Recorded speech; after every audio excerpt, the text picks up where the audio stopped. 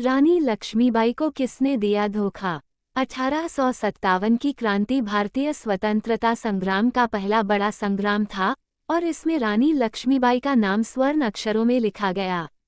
वे झांसी की रानी थीं, एक ऐसी योद्धा जिनका साहस और पराक्रम अमर है। लेकिन इतिहास गवाह है कि वीरता के इस सफर में उन्हें अपनों से ही धोखा मिला।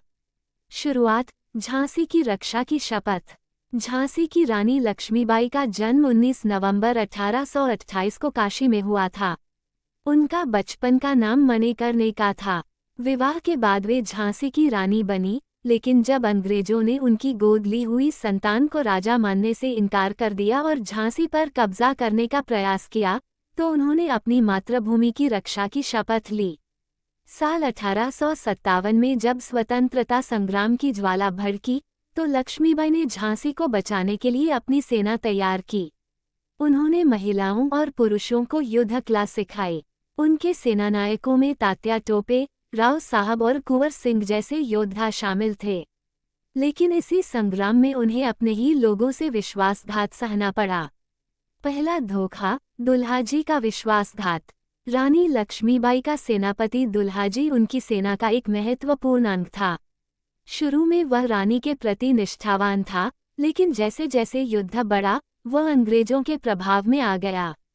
जब झांसी पर अंग्रेजों ने हमला किया, तब दुल्हाजी ने रानी की सेना की रणनीतियों को अंग्रेजों तक पहुंचा दिया।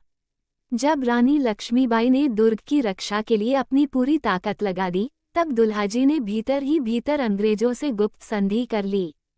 परिणामस्वरूप अंग्रेजों ने झांसी की दीवारों को भेदने का तरीका खोज लिया और 3 अप्रैल 1858 को उन्होंने झांसी पर पूरी ताकत से हमला कर दिया। दूसरा धोखा, झांसी के कुछ दरबारियों की गद्दारी। रानी लक्ष्मीबाई के दरबार में भी कुछ ऐसे लोग थे जो अंग्रेजों से मिले हुए थे। उन्होंने झांसी के किले में मौजूद अहम जानकारियां अंग्रेजों को दी, जिससे अंग्रेजों को झांसी की कमजोरियों का पता चल गया। जब अंग्रेजों ने झांसी के किले पर हमला किया, तो कई सैनिकों ने अंतिम समय पर युद्ध से पीछे हटने का निर्णय लिया। यह एक सोची समझी साजिश थी, जिससे झांसी की सेना कमजोर पड़ गई और अंग्रेजों को किला जीतने में आसानी हुई। तीसरा धोखा, सिंधिया की गद्दारी। जब रानी लक्ष्मीबाई ने अंग्रेजों से झांसी बचाने के लिए ग्वालियर की ओर रुख किया, तो उन्होंने सोचा कि वहां के शासक जयाजीराव सिंधिया उनकी मदद करेंगे। लेकिन जयाजीराव सिंधिया पहले से ही अंग्रेजों से मिल चुके थे। सिंधिया ने अंग्रेजों का साथ दिया और रानी लक्ष्मीबाई को अपनी सेना के साथ ग्वालियर से बाहर जाने को मजबूर कर दिया। यह एक बड़ा झटका था, क्योंकि रानी को अब बिना किसी मजबूत सहायता के अंग्रेजों से लड़ना था। अंतिम युद्ध और अमर बलिदान। ग्वालियर में जब रानी लक्ष्मीबाई पर अंग्रेजों ने घातक हमला किया, तो उन्होंने अदम्य साहस के साथ युद्ध किया। वे अपने घोड़े बादल पर सवार होकर अंग्रेजों से लड़ीं।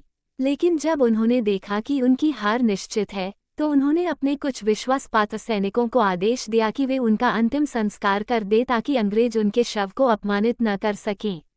17 जून 1858 को कोटा की सराय में उन्होंने वीरगति प्राप्त की, लेकिन उनकी वीरता इतिहास के पन्नों में अमर हो गई। रानी लक्ष्मीबाई से क्या सीख मिलती है? रानी लक्ष्मीबाई की कहानी हमें ये सिखाती है कि देशभक्ति और साहस का कोई मोल नहीं होता। उन्होंने अपने देश की रक्षा के लिए अपने प्राणों की आहुति दी। लेकिन इस कहानी से ये भी समझ आता है कि विश्वासघात कभी कभी अपनों से भी मिलता है और हर संघर्ष में सच्चे साथियों को पहचानना बहुत जरूरी होता है। अगर आपको ये कहानी पसंद आई हो, तो सब्सक्राइब करें ताकि आप इसी तरह की और भी प्रेरणादायक कहानियाँ पढ़ सकें।